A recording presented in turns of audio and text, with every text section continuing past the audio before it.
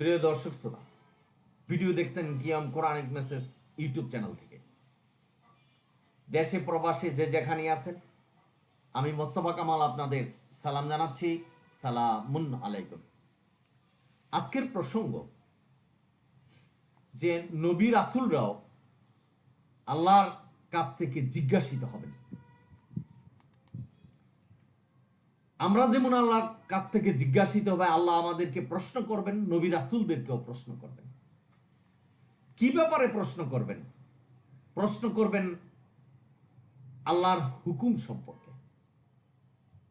আমাদের জন্য আল্লাহর হুকুম মানা যেমন বাধ্যতামূলক, নবী রাসূলদের জন্য বাধ্যতামূলক। আসুন কোরআন থেকে জানি। সূরা আরাফের 6 নম্বর এবং 7 নম্বর আয়াত। আল্লাহ এখানে সুস্পষ্ট বলছেন, যাদের কাছে রাসূল পাঠানো হয়েছে, নবী পাঠানো হয়েছে, তাদেরকে জিজ্ঞাসা করা হবে এবং রাসূলদেরকেও জিজ্ঞাসা করা হবে, নবীদেরকেও জিজ্ঞাসা করা হবে। এখন আপনাদের মনে প্রশ্ন জাগতে পারে যে কি জিজ্ঞাসা করবেন? আমাদের জিজ্ঞাসা করতে পারে, নবীদেরকে কি জিজ্ঞাসা করবেন? আল্লাহ আমাদেরকে জিজ্ঞাসা করবেন যে আমি যে হুকুম বিধান তোমাদের জন্য পাঠিয়েছি, একমাত্র বিধান, একমাত্র কোরআন যে আমি তোমাদের কাছে পাঠিয়েছি, সেটাকে সঠিকভাবে পালন করছো কিনা। আমি আল্লাহ এক এবং আমার হুকুম এক। অন্য কোনো ব্যক্তি, কোনো মানুষ, আল্লাহর কোনো সৃষ্টি আমার সমতুল্য নয় এবং কেউ হুকুম বিধান দিতে পারে না। এখানে নবী রাসূলদেরকেও বোঝানো হয়েছে যে নবী রাসূলরাও আল্লাহর সৃষ্টি, তারা হুকুম বিধান দিতে পারবে না। এখানে আল্লাহ সেই কথাই বলছেন। অর্থাৎ আমাদেরকে জিজ্ঞাসা করবে যে তোমরা কি নবী রাসূলদেরকে অনুসরণ করছো কিনা। কারণ নবী রাসূলরা আল্লাহর কোরআন অনুসরণ করেছে। যে যে নবী রাসূলদের কাছে যে বিধান এসেছে সেটা অনুসরণ করেছে।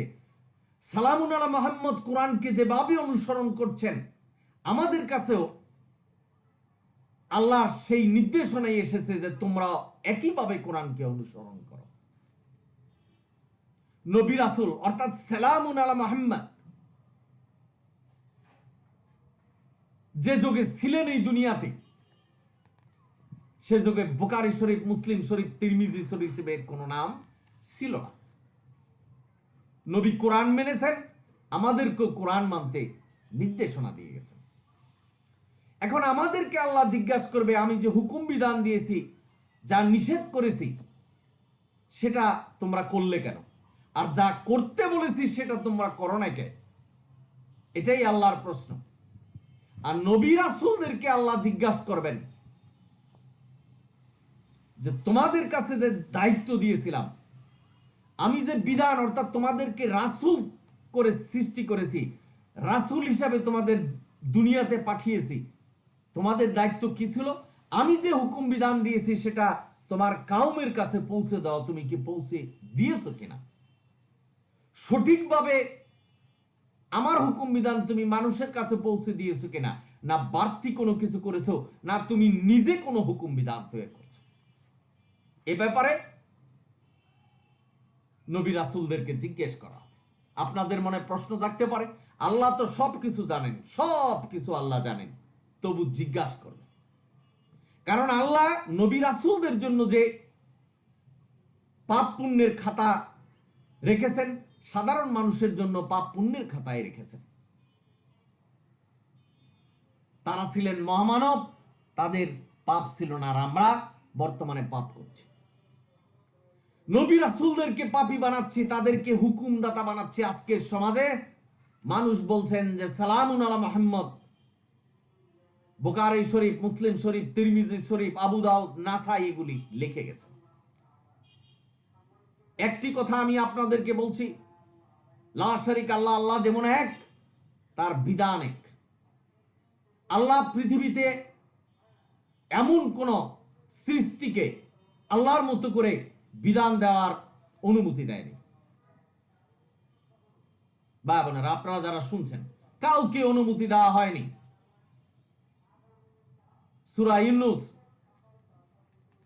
59 নম্বর আয়াত।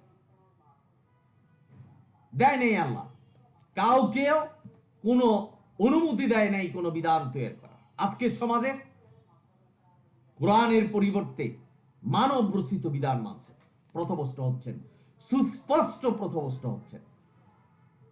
এই ভিডিও কেবলমাত্র যারা কোরআন নিয়ে গবেষণা করছেন, যারা কোরআন নিয়ে গবেষণা করবেন বলে বিবেচনা করছেন, এবং যাদের মন মানসিকতা এমন আছে যে আমরা শুধু কোরআন অনুসরণ করব, তাদের জন্য, এবং তাদের জন্য যারা এখনো ভুল পথে আছেন, অর্থাৎ শুধুমাত্র কোরআন অনুসরণ না করে মানব রচিত হাদিসকে অনুসরণ করছেন।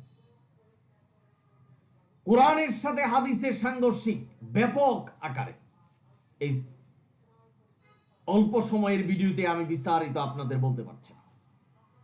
একটা কথা মনে রাখবেন, কোরআনকে আল্লাহ পূর্ণাঙ্গ কিতাব বলেছেন, আর আজকের সমাজে বলছে কোরআন পূর্ণাঙ্গ কিতাব না। কোরআনে কালিমা, নামাজ, হজ, যাকাত সব কিছু শিক্ষা দিয়েছেন।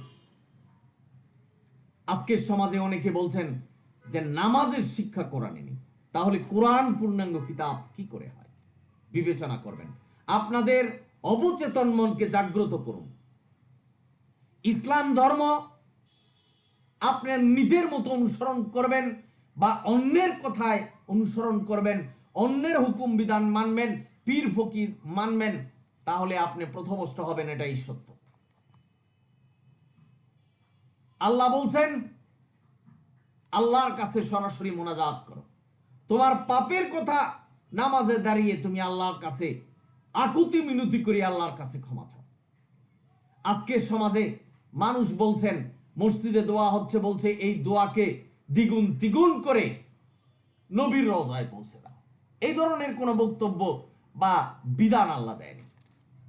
নবীর রওজায় পাঠাই দিবে, নবী ওইখান থেকে আল্লাহর কাছে পাঠাবে, এই ধরনের আয়াত কোরআনে নেই। এই ধরনের কোনো মিডিয়া নেই।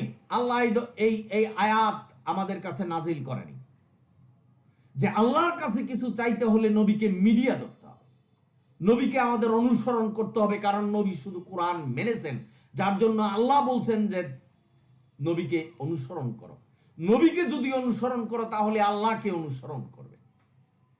আজকে সমাজে নবীকে হুকুমদাতা বানাচ্ছেন, নবীকে বানাচ্ছেন নবী, হুকুম দিয়ে গেছেন, সেটা কোরআনের মতো করে মানতে হবে।